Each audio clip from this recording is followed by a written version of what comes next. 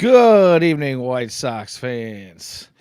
Welcome back to the latest edition of the Future Sox podcast known as Hot Takes and Heaters. My name is Danny Miller. The young man sitting next to me on your screens is Jacob Thome. Today is July 9th, 2025, and I don't know about you, but after taking a break for the holiday week last week, I'm ready to talk a little bit of White Sox baseball, and we have some news Yeah, there's a to lot to talk about. yeah, we have some things to discuss this week. So, first off, before we get into that, man, how was your holiday, brother? Good, good. Hung in there. Went back up north. Went to some Sox games. Finally saw my first win of the year. So that was fun. I was currently, or before that, I was 0-5. So now two Way and to five. So way to break the cycle, break the yeah, streak. right. I uh, I did not make it to any games, but I did do a lot, man. Spent some time in at some friends' pools and went out to dinner with the wife one night and split the night sky on both the 4th and the 5th. So yeah, man, lots of fireworks, lots of fun, lots of good times, and I did get a chance to watch some White Sox baseball, so that was fun. Up until yesterday, that Blue Jays series was a little tough, but I'm sorry, this afternoon I should say. Yeah. The Blue Jays series was a little tough, but Sox rallied and pulled one out, and you want to talk about breaking the cycle and breaking the streak? They ended the Blue Jays 10 game winning streak today. What do you think about that, man? Yeah, pretty impressive. I mean, obviously, when you have a team coming in that's playing that hot, you're not a good team. As the White Sox, we've called them fun bad for a couple of episodes now, and that's I think kind of what they are. But um, it's always interesting to see a team that's playing really well come in here. But got the win today. That's all you really can ask for. Yeah, today was a different kind of game. Especially for Hauser, who just faced the Jays a couple weeks ago, and seemed to have them fooled on just about everything he threw up there. Today was a little different. He gave up some hard hit balls, man, but fortunately seemed to get some outs in the right situation, some double plays. The Blue Jays helped him out on the base paths a little bit. There were just some things that didn't weren't typically his game, but somehow, some way, he seems to find a way to keep winning and keep pitching really well and keep that ERA and down. So different type of win for the White Sox today. Low scoring event, especially against a Blue Jays lineup that is just absolutely killing it. Pretty much most of the season this year. I believe they're actually leading the AL East right now, if I'm not mistaken, Yeah. on like second or third overall in the American League. So big win today. Awesome to see.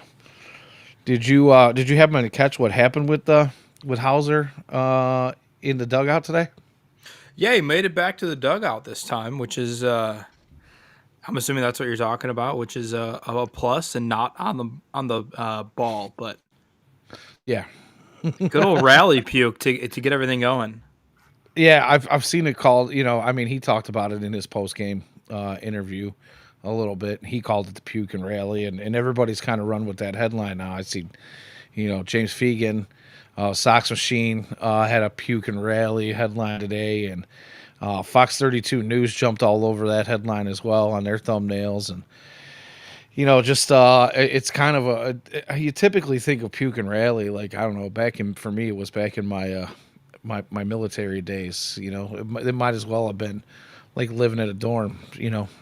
You being a young man working at a college, and I'm sure you understand that puke and rally is usually reserved for the young person's party scene.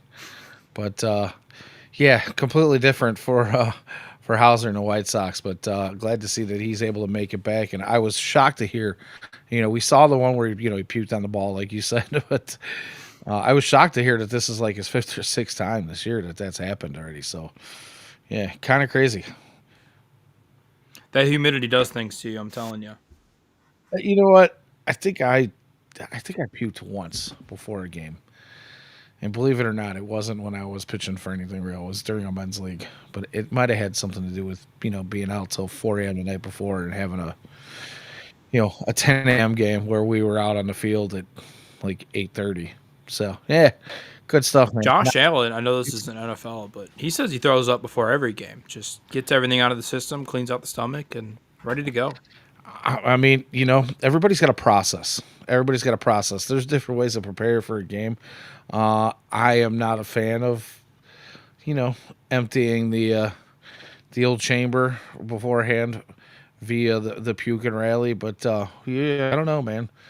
Just not my style, dude. But Hauser says he feels great afterwards. So kudos to him. I'm gonna go ahead and chug a bottle of water for you here during the show just to keep my hydration up. So, all right. Well, what do you want to get into first today? I think we should probably. Want to talk call ups? Pardon me. You know what? I want to before we get into any of that. I think Right. I want to have a moment of remembering the one and only 45, Mr. Bobby Jenks.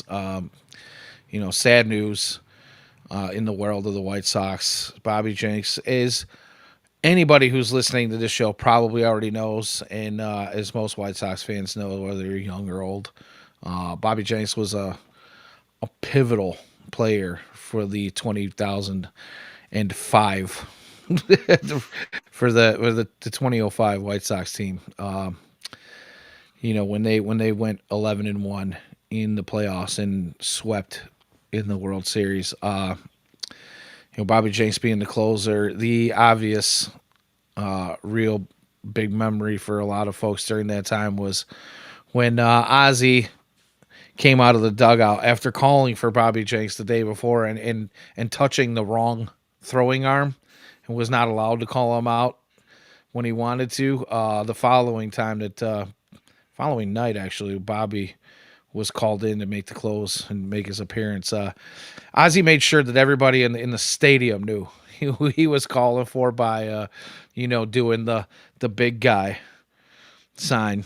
But yeah, really unfortunate to lose such a just an awesome guy. I don't know if you've ever had the pleasure of meeting him, but I did once. Just all around cool, down to earth, everyman kind of dude when you talk to him.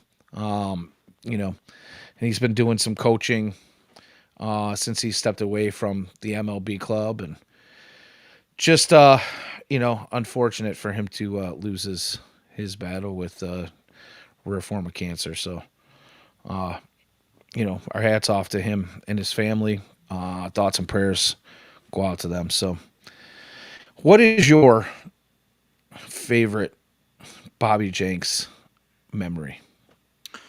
Yeah, I mean, obviously, me being as young as I was, I mean, you're just instantly attracted as a kid to the guy who just throws insanely hard. Um,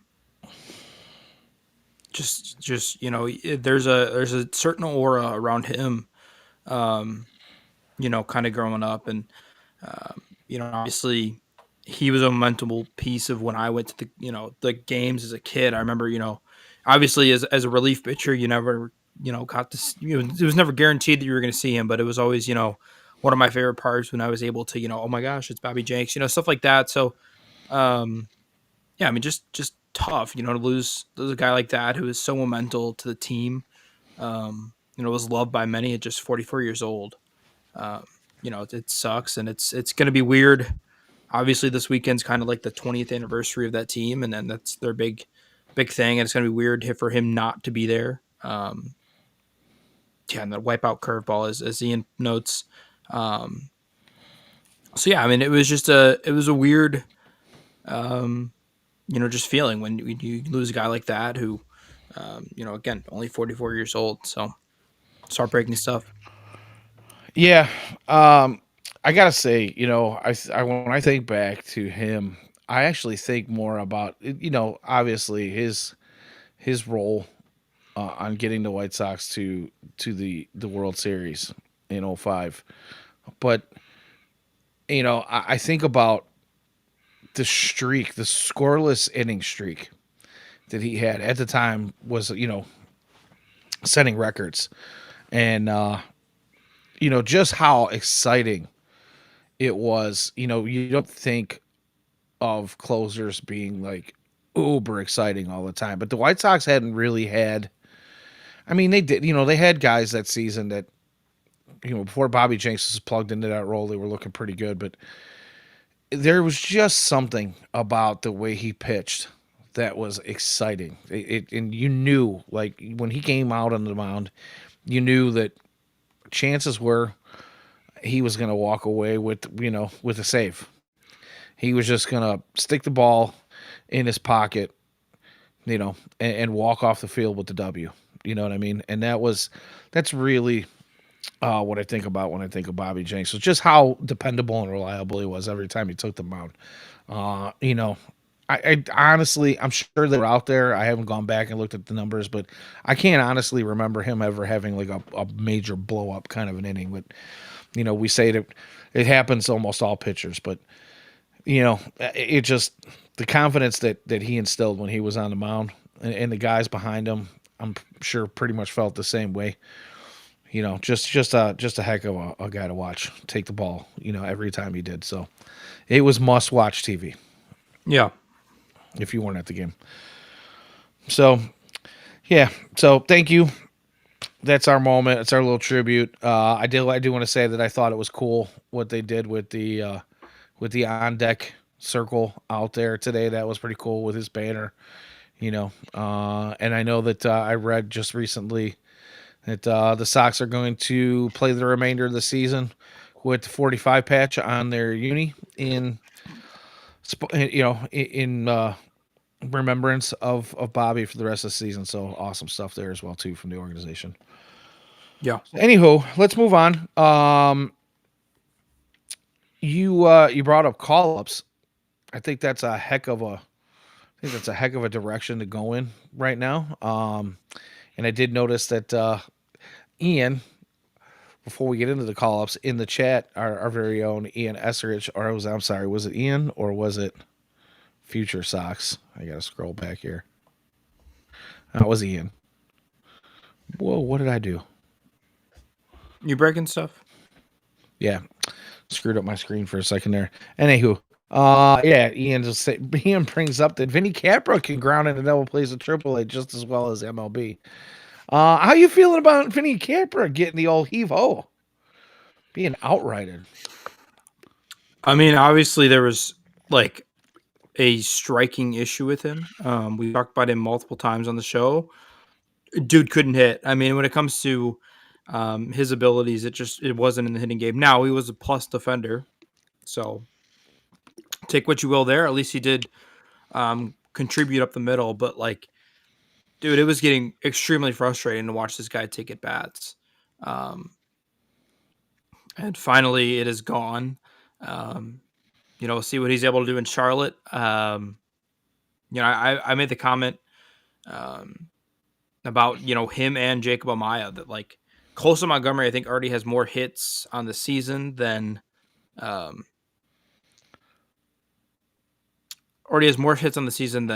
Montgomery. Montgomery already has more hits on the season than Jacob Amaya. If I could say that correctly, that'd be great.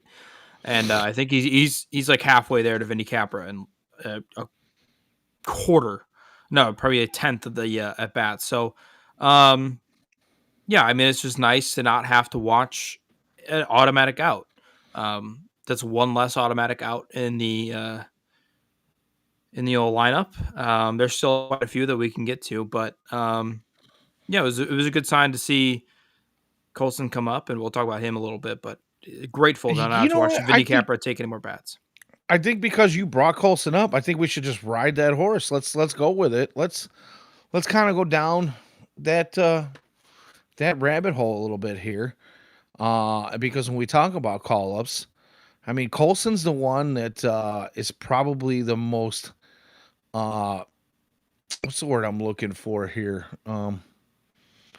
It's probably the most polarizing call up you could bring up as far as prospects go right now in the White Sox organization, because We all saw what Colson could do coming up throughout the system, and then when he made it to AAA, he had some injuries, and then has gone through some struggles since coming back from those injuries.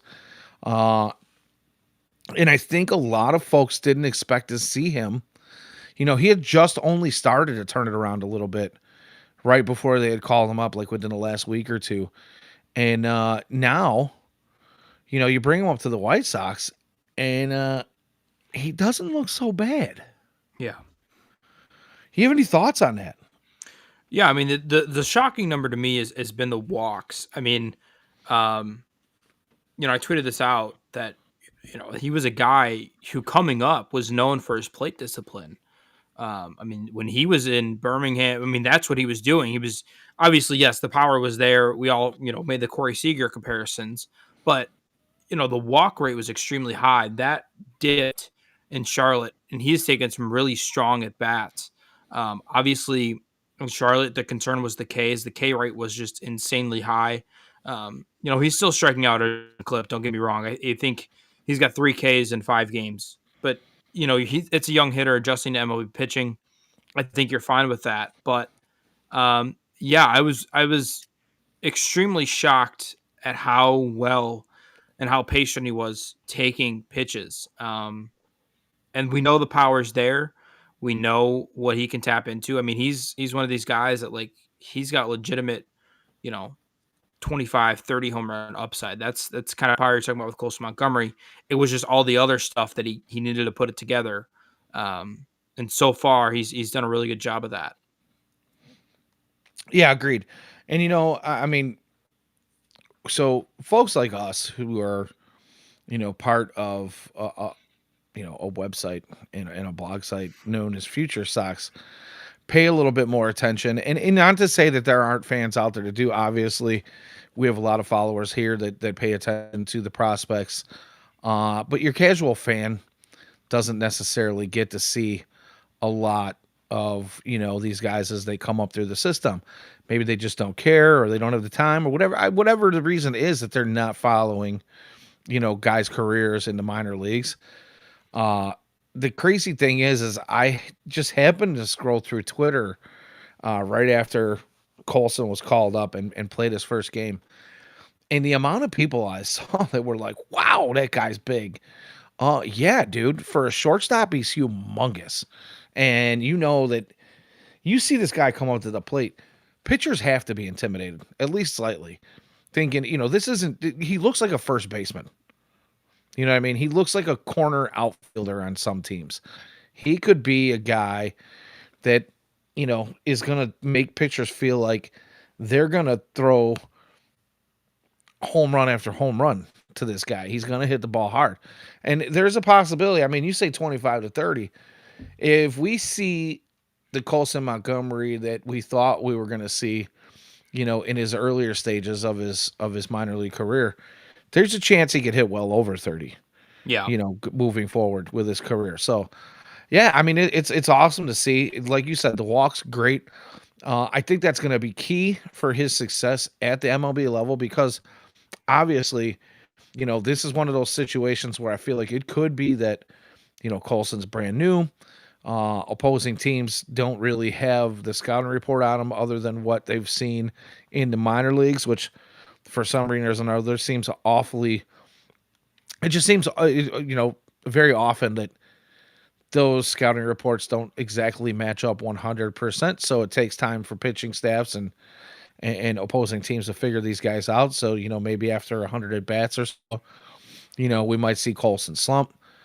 They start throwing him pitches that he is not typically going to hit or, is not in one of his hot zones, things that might make him chase a little bit. But I just get the feeling that this guy isn't one of those guys who forgot how to hit and forgot where he came from. He's just not one of those top, 25 overall MLB podcast or prospects that just fall apart before they ever even hit the major leagues. There were obvious reasons why he struggled when he did struggle. I think he may have gotten past that. I think there is a slight chance that he doesn't go through that, freshman slump after 100 at bats. The eye being what it is could be the thing that saves him from going from one of those things. Not chasing pitches out of the zone. It's going to be very difficult for pitchers to find ways to get him out. And he's going to see a lot more hitters pitches than pitchers pitches. Yeah. I mean, right now, I mean, you're looking at a guy who's in the 95th percentile in chase rate, 90th percentile in K rate, and like that. If he's not going to stay there. Listen, it's going to change. It's going to get worse. I promise you that. We're taking like 15 at bats here. Uh, but if he can just cut what was down in Charlotte, and you have to wonder. I mean, this was a guy who was thought to be an option last year. Um, if he has a really strong 24, I think he's playing a good majority of last season with the White Sox, and then it all fell apart. He got hurt.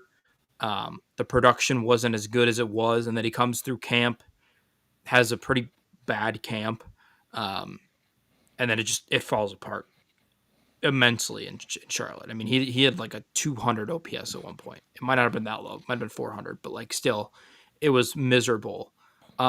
Yeah, gaudy numbers. It Gaudy. was really bad, like Josh Rojas numbers. Um, Who all of a but like, sudden seems to have found something in the last couple of days, but we'll get into that later. but anyway, I mean, it's a guy where like I wonder if like just getting the call and finally having that weight lifted off your shoulder is like, all right, there's some confidence here. Obviously, we mentioned he was starting to hit the ball a lot better in the last 2 weeks. And obviously, he had the meeting down in Arizona with Fuller, and there's been a lot of change. Obviously, the White Sox want to pour a ton into there. He's one of their premier bats in the system. Um, what the potential is like. I mean, if this guy truly could have been a top 10 prospect in the major leagues, if it all didn't derail once he got to AAA. Also, I'd like to note that the defense has been stellar. Outstanding. Obviously, you kind of look at like the two shows, amazing plays. He makes that play in Colorado, and that's not entirely luck, but there's a good amount there. And then he made a really nice diving play yesterday to almost get a double play. Chase had a really tough turn at second, but um, the defense has been really good. The advanced stats back him up. He's already got 2 outs above average, which I'm not an analytical guy, but that's pretty good. And so, yeah, I mean, we'll see what this goes. I think, with all these White Sox young hitters, they've all gone through the roller coaster ride of a rookie season. We've seen it with Chase. Miggy's coming back down, and it's ups and downs. Edgar's going back up. So, we'll kind of see if Colson has that. But, this is a guy who's only 23 years old. There's a bright future ahead of him if he can cut the K rate, which so far he has. I think there's a lot to be excited about in which was formerly a top 20 prospect in the MLB. Yeah, yeah. I think you might have stumbled on something too, and I actually wanted to bring that up, and I'm glad you did. Was the fact that maybe coming up is kind of taking a little bit of pressure off of him. Like you said, being a guy who was thought of as possibly being, a member of the club for the better part of last year, and then didn't get his opportunity because of his injuries and struggles after. Uh, and then having the bad camp, those kind of things can weigh on you a little bit after being just told day in and day out that you're the guy. Every reporter, every expert, every blogger, every podcaster and Sox Twitter, including us, for years talking about how, hey, Scott, how are you? Good to see you. By the way, thanks to all our chatters this evening, Ian, Uncle Ted, the Future Sox account chiming in as well. Love to see it. But, yeah, I mean, Colson going through what he went through and having that weight put on his shoulders of being the top guy and then not being able to produce like the top guy for the last year plus here at this point. Uh might have put some thoughts into his head is like, now everybody's talking about me like I'm a bust. You know what I mean? Nobody believes in me anymore. Am I going to get my chance? Am I going to get my opportunity? And then the Sox call, and they do the whole thing. They bring him, they call him into the office, and they talk to him about, I love these videos, these call up videos that the White Sox have been doing lately, and sitting these guys down and kind of talking about, well, hey, we told you that someday you've got a lot of work to do, but someday you'll be a part of the team, and we still think that's going to be a thing. And guess what? The White Sox called, and you're like, Yeah. oh, and they get all emotional and they hug it out and everything's great. I think getting that opportunity is something that might bring a lot of that confidence back. His swing looks way better to me now than it did early this year. So, I think the work they've been doing with him is pretty fantastic as well too. And like I said, from what I'm seeing right now, I think there's a chance that he goes through this without going through any kind of major slump. Obviously, like you said, some of the numbers are ridiculous right now, and they're going to be next to impossible to maintain. I know it's only been 5 or 6 games at this point, but kind of harkens back to when they called Yermin Mercedes up to me, and he just goes absolutely nutty for like a month and a half. And he came back down to earth a little bit, and then he was back on an upswing, and I still blame it on Tony for smacking him on the wrist and reprimanding him for hitting home run off a position player. But I it is what it is. I just hope that Colson has that same kind of thing where the numbers, we know they're going to come down, but they could be the dip might be minuscule. Yeah. He has the talent and the ability to be able to do that. I mean, the thing that's been impressive too is there's a lot of talk about the bat speed. I know that was a big part of the conversation this offseason. If obviously the back injuries, those can be scary for a guy that projects as a power hitting player. But bat speed early is being tracked at 76.4 miles per hour. For reference, that's in the 98th percentile of MLB players. I mean, like Luis Roberts, the leader currently of the White Sox of qualified hitters at like 95.4 or something. So like, there's a reason to believe here. There's a legitimate reason to believe that potentially and Colson, we talked about this early in the season, and this was a huge point of mine, was like the White Sox, not only was Colson the number one prospect for the White Sox, first round pick, but the previous drafts before him, obviously Crochet immediately goes into the majors. And then the four before him were horrible. The Sox farm system was god awful. And so he was the only player that like people had to watch. Obviously, listen, there were other players, but like Colson was the guy for a good majority of like 3 years until Noah started to heat up. And then, it was kind of almost like prospect fatigue on a high school prep shortstop kid. And then I think it really potentially got to him of like, there's such lofty expectations placed on me. And then you go to Charlotte, and it could have just been the ballpark. It could have been the batter's eye. It could have been whatever in Charlotte. Obviously, the injuries didn't help, but I mean, this is a former top 20 prospect we're talking about here, and we'll see if he's able to keep this up. Yeah, and you made a good point in there too about the bat speed. When you bring that up, what I saw the other day, what made me really feel like he is healthy and the back is good, was he was down in the county, had 2 strikes on him, and the next pitch came in and it was inside, but it was too close to let go. And I saw him shorten his swing up, but I also saw him pull the hands in to make good, to get a barrel on a ball that was up and in tight. That's a tough swing. If you've got a bad back, to be able to kind of get that, to pull the hands in, and you're kind of you're bending yourself a little bit more to be able to get that bat head around. Just showed me. I mean, he didn't really lose any of that bat speed. He made good, solid contact and had a nice hit out into short. It was actually more of like a line drive, opposite way. Just told me that he was healthy. So I think I think good things are coming for him and for the White Sox, and I can't wait to see more. Yeah, agree. So, who else is on your list that you want to talk about today? I've hated on Tim Elko enough. We'll get into him later. How about Brooks Baldwin? Played a little outfield. He's starting to hit it a little better. And then he goes on Unfortunately, the IL. yeah, goes on the IL. Um, but Weight he room might be a issue. guy that if Luis Roberts gone, listen, Brooks Baldwin, I've been over this before. 12th round pick. The ceiling is not immense, but White Lure is a thing.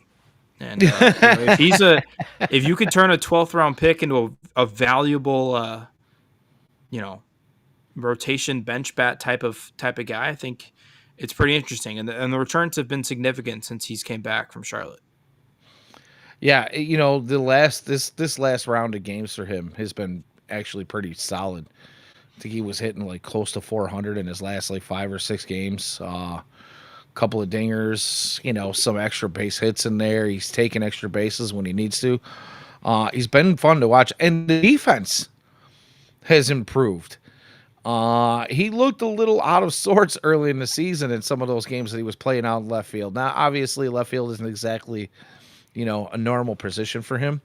But yeah, I mean, he's been a lot better. He looks a lot more comfortable. And for a guy who's been, basically on keeping his bags packed, and he's on a taxi pad or a charter flight, it seems like every other week, to be able to do that, pretty impressive. I got to say that if he continues to do what he's doing after he comes back from this IL stint, uh, you know, I don't know if he's an everyday player when this White Sox team finally puts it all together. But when you say White Leary, definitely just feels like it's a thing. He could be, your utility player of the future. We got Ian checking in the chat. Now, this is something I've been wanting to talk to. You and I have been talking about Brian Ramos a lot the last few weeks, and there was a point where he was hitting a little bit better, and then he kind of fell apart again for a little bit there. He went like 5 or 6 games without a hit, and then he only had like 1 or 2 hits, after that. So like the early part of July wasn't great for him, but he's got 2 home runs tonight, including a grand slam that just chased Dan Plesac's nephew, Clevenger versus Plesac in the AAA game tonight. So yeah, good stuff going on there. But love to see it. I'm still not. First one was crushed. Yeah, I'm not convinced that Brian Ramos isn't a guy that can play in the majors on a. In like Ian says, thinks he had some kind of nagging injury going on. It's very likely because this is a guy again, much like Colson. Maybe not at the same level as Colson, but has had some really good minor league seasons. And I hate to over and over again. I'm gonna beat this horse over and over again because it seems like so many White Sox fans forget it. But his second half in the majors last year was, nothing stellar, but he was pretty stinking solid. And if I had a choice between watching him and Rojas every day at third base, I'm gonna take Brian Ramos. I'm sorry, I will, but that's just me. I think Rojas's days are numbered. I know they're trying to, showcase him to see if they can maybe get a trade out of him, but I don't honestly know who's going to even look at this guy right now. Yeah, it's been ugly for Josh Rojas. I got to stop tweeting about guys. I tweeted it before the season. I think he had a pretty solid either batting average or OPS at right field. Doesn't matter. He's been just absolutely miserable for the Sox this year. Defense is still okay, but you can get that out of Vinny Capra. So I wouldn't be shocked if I think he's on a 2-year deal too. So he's not even there's. I don't think he's a DFA candidate this year, but like maybe over the offseason they get rid of him. But yeah, it's just a tough. Listen, I've been a Chris Getz guy. I think the first episode of the podcast I hopped on and I was like, I'm a big Chris Getz guy, and it was like, you're weird. People are starting to see it a little bit more, but one thing that Chris Getz has been, and not him, but his staff have been really bad at his pro scouting. Um, Obviously, they hit on Talkman, and they keep hitting on these weird guys that they bring in the middle of the season. But some of their actual proper free agent signings have been disappointing, to say the least. Yeah, agreed. Agreed. It's I don't know. Speaking of signings, White Sox picked up another pitcher today, and I can't remember Tyler. Oh, what is his name? Tyler. He pitched for the Orioles, and then I believe was it Cincinnati? Thought it Somewhere was else. Detroit, but I could totally be wrong. Hang on, I'm gonna pull it up here because I let's see.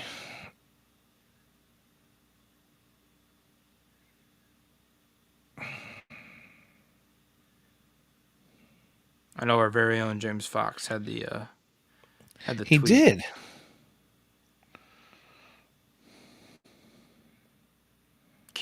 Kyle Tyler. Tyler, yeah. I knew it was something Tyler. Couldn't remember.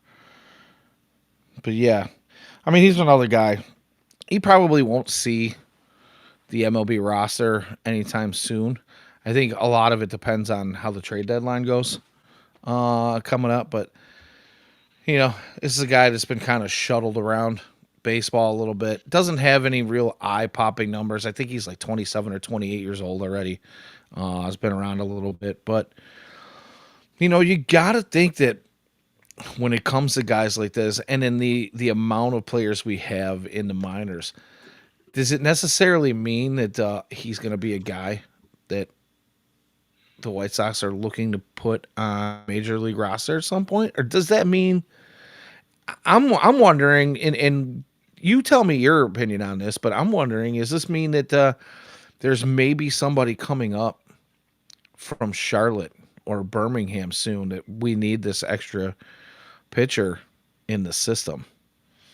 Are we getting ready for the trade deadline? Are they going to be trading somebody away where there's going to be, is it one of those moves like, hey, trade deadline's coming up?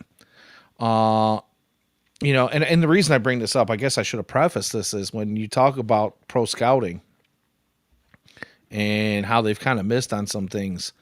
I feel like, and they talked a little bit about this on the broadcast yesterday, Steve and John, but with the way the draft is now in July and the trade deadline also being in July, do you think that this is just a preemptive, we need to be ready for guys being traded away? Because Pro Scout's missing on guys at this time of year is probably due to the fact that they are focused so immensely on the draft. Right. And what do you think this kind of move signals in Tyler? Yeah, I mean, there's going to be some shakeup. I mean, the Sox have a ton of injuries. We talked about the Tommy Johns before the season, but just day-to-day injuries. I think we've talked about Clevenger a little bit and the potential that he's going to be back up here at some point, unfortunately. But he's a guy. I mean, I think I tweeted this out yesterday. Kyle Tyler, he's a guy had some success as a reliever. And then they switched him. I think Baltimore switched him to a starter last year, and he was not great. So maybe they think they can find something there as a reliever. But I mean, they just need arms at this point. I think there's going to be a lot of movement at the deadline. I mean, I think it's almost a guarantee Hauser's gone at the deadline. I think they'd like to move Savale. I'm not sure if he gets moved. I just don't know if there's any value at this point. And I think there's a lot of guys in that bullpen that are going to be gone. Wilson, I think Booster gets moved. Gilbert's probably gone. Altavilla can be gone. I mean, if you've got a pretty solid ERA and aren't under the age of 26, I think there's a shot that you're traded in some sort of package. So, we'll see. I think the Sox are just going to need arms to finish out the year. And so I think it's a worthy signing. I think, potentially there's another signing or another debut coming. I know Addison Coffey made his return today. He's a guy that I Davis like to see. Martin. Yeah, Davis Martin made a rehab start today, although I think he could get traded secretly. Not secretly, but kind of makes sense. Uh, Ironically, I really think he can go to the Orioles. That is a totally different conversation for a totally different day. Um, but yeah, I mean, I think there's a lot of turmoil that's about to happen. I think the Sox are in for a very interesting deadline. Last year we kind of faulted them for not being as active as most people wanted. Um, so we'll Yeah, I see. think this year it's inevitable. Yeah, There's going to be some movement, and it might not be the movement that White Sox fans are hoping for. I don't know that the returns are going to be anything spectacular, but I think the movement that we're probably going to see might come in bunches. You might see a team that's looking for two bullpen arms or a starter and a bullpen arm to bolster their run to the playoffs. The Blue Jays is a perfect example of a team that could be a trade partner with the White Sox. Tons of offense. Pitching's been pretty solid for them most of the year, but if you're looking for a solid, maybe fifth starter that's a little bit better than anything you've got in your stable and a solid innings eater out of the bullpen, you might be looking at some prospect capital there. If we're looking at package deals, I don't know that anything's going to be, like I said, jump off the page crazy, but there are going to be, in my opinion, no less than 7 guys traded off of this current White Sox roster right now. yeah. I mean, I, I'd set my over under at 7, I think, I kind of and set probably this go up. for the over. Yeah, I set this up. See what happens with it, but I kind of wrote some stuff up. I mean, I have currently Hauser, Robert, Steven Wilson, Talkman, Boozer. I have Davis Martin being moved, although that's a hot take. I think Gilbert will definitely be moved. Michael E. Taylor will be gone. Altaville will be gone. That's 8. And I think if there's a 9th or a 10th or an 11th, I wouldn't necessarily be. I mean, I think the Sox are legitimately taking offers on anybody, again, who's not under the age of 24. Um, and we'll just kind of see what happens. Yeah, agreed. But like I said, the whole thing just kind of makes me wonder if this was just a move to be ready for that. Obviously, we've said it over and over again. We'll probably say it 1,000 times, between now and whenever we stop doing this. But I think the old saying stands that you can never have enough pitching, right? And if you can get a guy with an under 5 ERA career wise, and like you said, some of those inflated numbers came from transitioning to a starter that didn't quite work out as well. You got to at least take a chance on that. And again, Bannister's been pretty good about who he's brought in to the organization so far, and even bringing some guys back that we thought maybe were going to be players and have gone through their struggles, and he's kind of brought them around a little bit. So I if you draft 18 pitchers in the draft, I'd say maybe they have too much. That's true. But I don't know the way this White Sox organization operates. I could see 13 easily. I could Yeah, see especially 13. if 9 of them are going to have Tommy John before the season. Yeah, right. I don't know.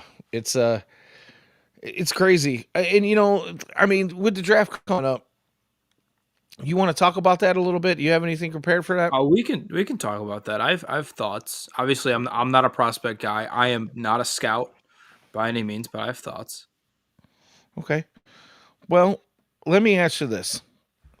So, the White Sox have had what seems like a direction, a different direction since Mike Shirley has taken over, and then even more of a direction since Chris Guest has taken over as the general manager. And that direction has been more of, instead of the Rick Hahn era where we traded for a bunch of players, we traded off everything when we had the first fire sale in 16 and 17. It was we're going to trade for some big banger prospects. and then we're gonna draft to keep that pipeline moving, right?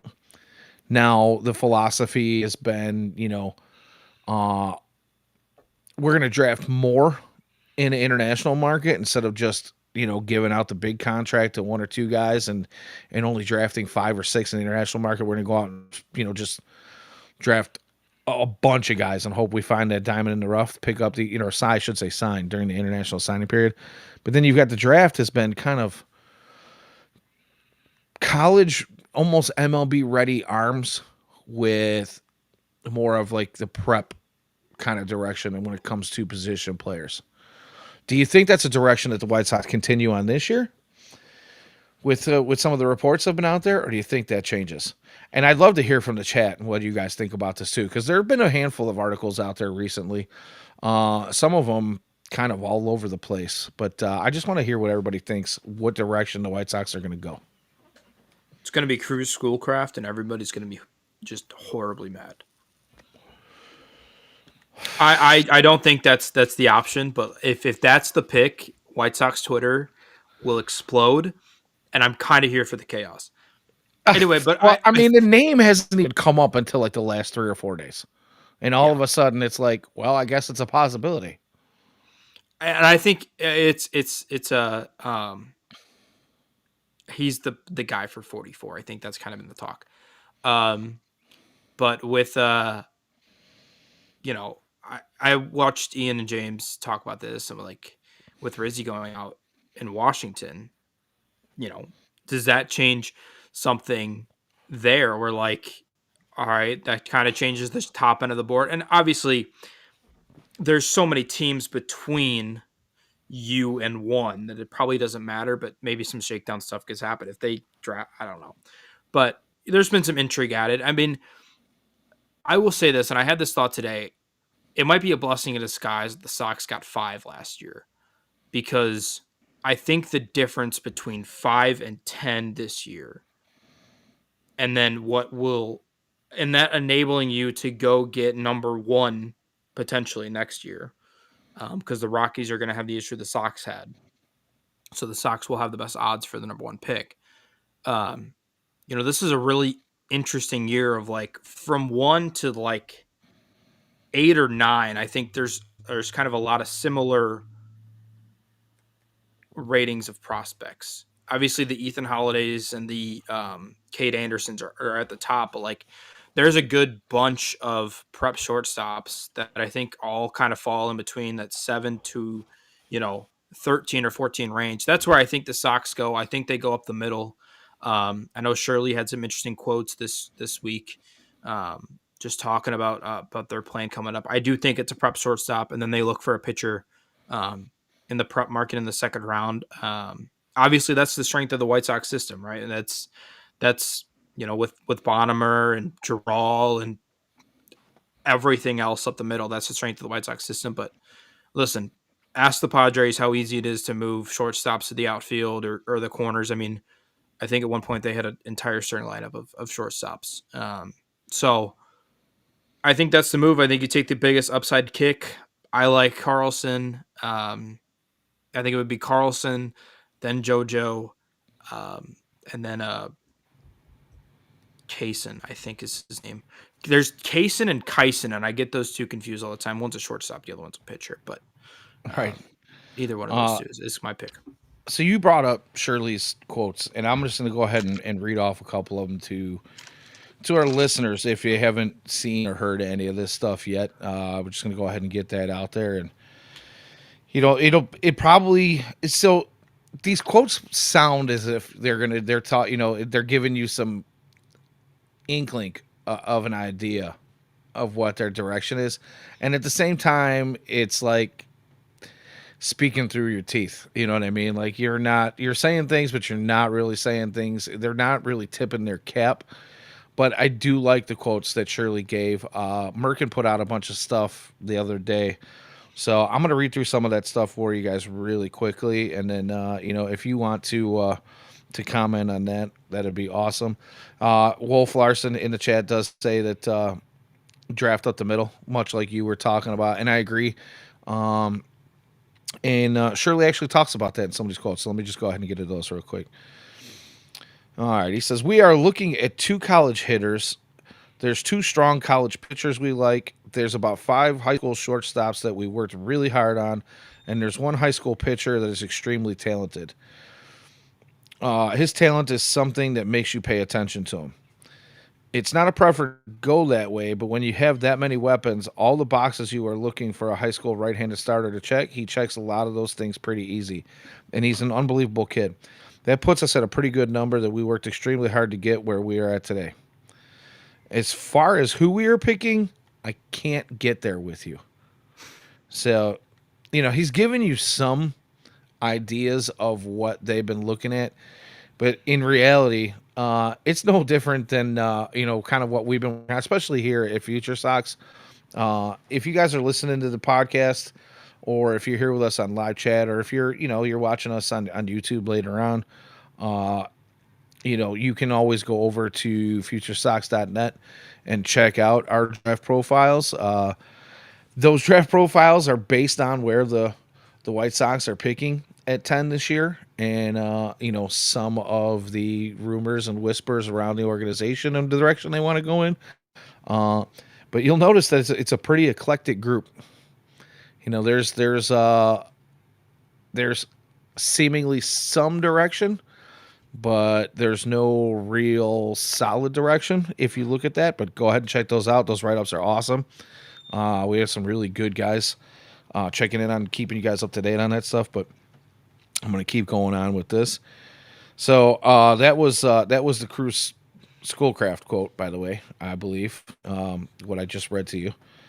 And then he also says, for general manager, Chris Getz has a serious plan for what he's trying to build in this organization.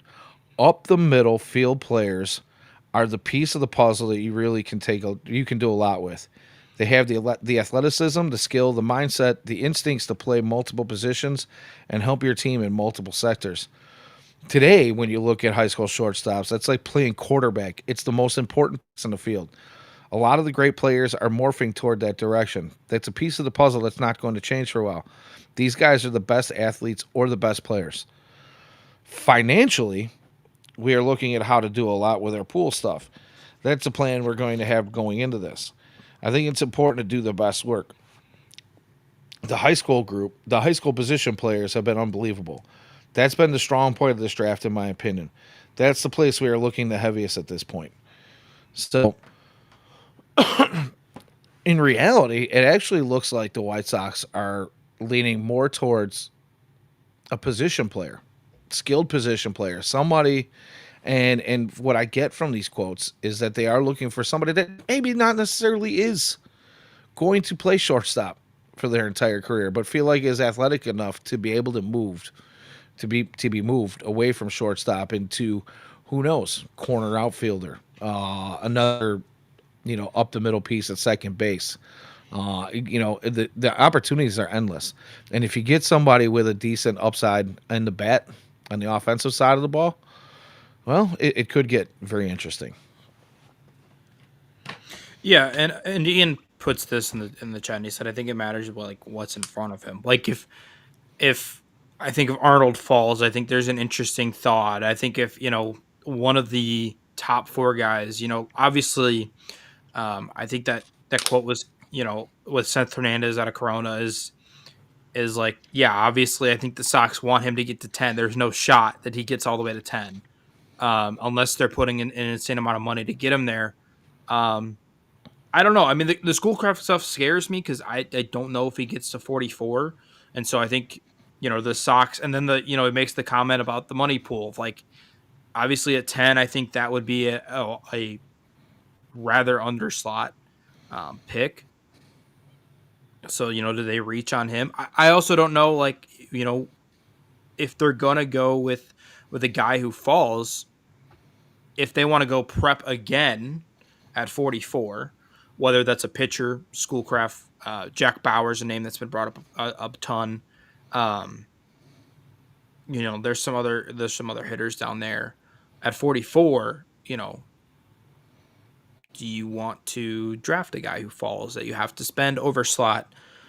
there. So it'll be really interesting. 1 through 9, I think, are going to be very indicative, obviously, of who they draft. Um, and we'll see. But I'm very interested to see kind of what happens here. I'll be tuned into James, Ian, and their whole crew of everybody on Sunday, and we'll see what happens.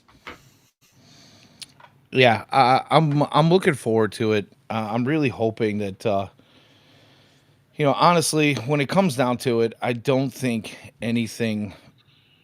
I just don't expect your typical like the top five guys that everybody's kind of known are the top five guys.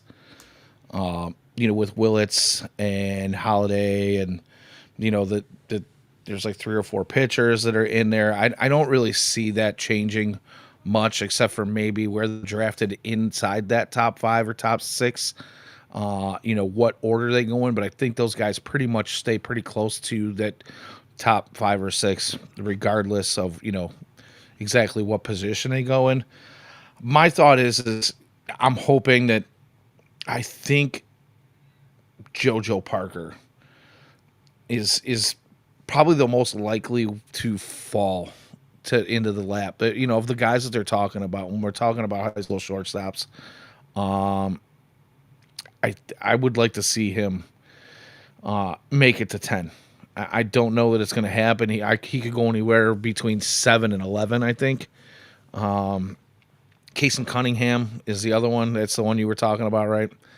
I think he's probably a good shot, but honestly, it like Ian says, I think it all just depends on what happens in front of him. So, it's gonna be interesting either way. And like you said, I'm here for it. I'll be watching to see where they go with 10, and hopefully we're all cheering and clapping our hands and looking forward to a bright future. Does Uh, Lavalette, that's got to be a name that scares you, right? yeah, a little bit. Because the Texas A&M connection with Shirley and Braden Montgomery, like that has been kind of the nightmare name, I think, for Sox fans, and it'll be really interesting to see if that, because that's another guy where like you could go under slot there at 10 with Lavalette, and then try to get a prep guy at 44. That has also crossed my mind a couple times. If obviously with the And Shirley to A&M connection. it wouldn't shock me just because of the simple fact that it's not unlike the White Sox to go under slot in their first round and then come back and sign somebody that they really want to get, signed and offer them more money to keep them from, committing to a college or, moving on and not signing at all. So, yeah, I don't know if it scares me per se. I just don't feel like they would be doing themselves any kind of a real service when there is some, in my opinion, there's some really good talent to be had in the 10 slot. Yeah, agree. So, all right, well, we're in about an hour. Is there anything else you wanted to touch on this week? Anything you want to get into?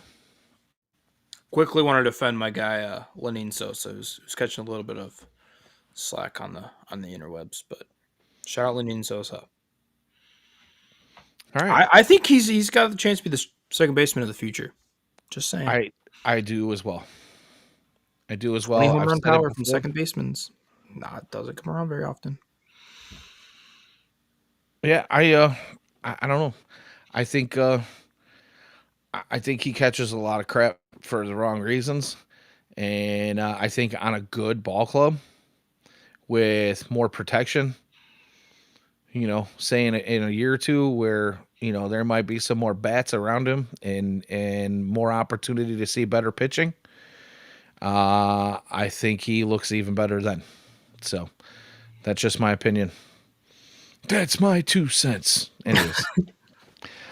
All right. Well, we just crossed into the hour mark. I think we could probably wrap it up here. But, as always, this is Hot Takes and Heaters. You got anything for us on that front this week, Jake?